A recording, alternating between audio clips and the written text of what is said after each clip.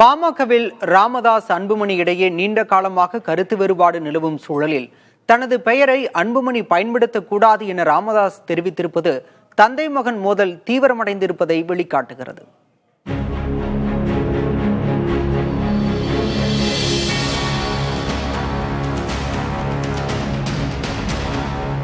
பாட்டாளி மக்கள் கட்சியில் ராமதாஸ் அன்புமணி இடையே நீண்ட நாட்களாக கருத்து வேறுபாடு மோதல் நிலவும் சூழலில் பல்வேறு கட்ட சமாதான முயற்சிகள் மேற்கொள்ளப்பட்ட போதும் அனைத்தும் தோல்வியில் முடிந்தன. அண்மையில் ஓமந்தூரில் நடைபெற்ற பாமக செயற்குழு கூட்டத்தில் அன்புமணியை கண்டித்து தீர்மானங்கள் நிறைவேற்றப்பட்ட நிலையில் அவர் வகித்து வந்த தலைவர் பதவியும் பறிக்கப்பட்டது. அதே நேரம் அன்புமணியும் போட்டி செயற்குழுவை கூட்டி சில தீர்மானங்களை நிறைவேற்றினார். இப்படியான நிலையில் கும்பகோணத்தில் நடைபெற்ற கட்சி நிர்வாகிகள் கூட்டத்தில் கலந்து கொண்டு பேசிய ராமதாஸ் தனது பெயரை அன்புமணி பயன்படுத்தக்கூடாது என எச்சரித்ததுடன் எனது பெயரின் முதல் எழுத்தை வேண்டுமானாலும் உபயோகித்துக் கொள்ளலாம் என தெரிவித்தது அதிர்ச்சி அளிக்கும் வகையில் இருந்தது.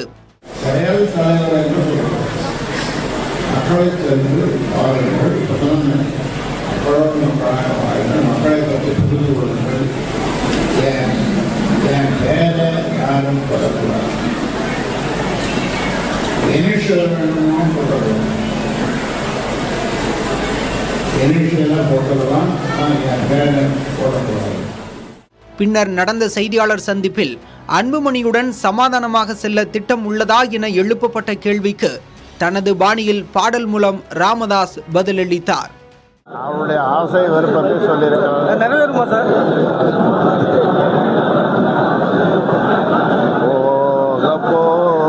தெரியும்.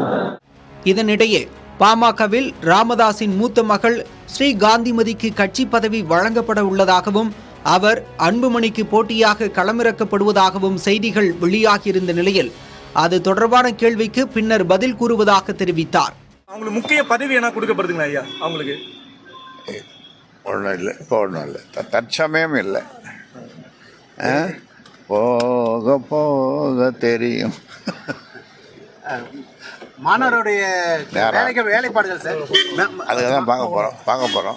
பாமகவில் உட்கட்சி பூசல் உச்சக்கட்டத்தை எட்டியுள்ள நிலையில் இருவரையும் சமாதானம் செய்யும் முயற்சி ஒருபுறம் நடந்து வந்தாலும் கட்சியை முழுமையாக தன்வசம் கொண்டு வரும் முயற்சிகளில் அன்புமணி ஈடுபட்டுள்ளதாகவும் தகவல் வெளியாகியுள்ளது. புதிய தலைமுறைக்காக செய்தியாளர்கள் விவேக்ராஜ் மற்றும் காமராஜ்.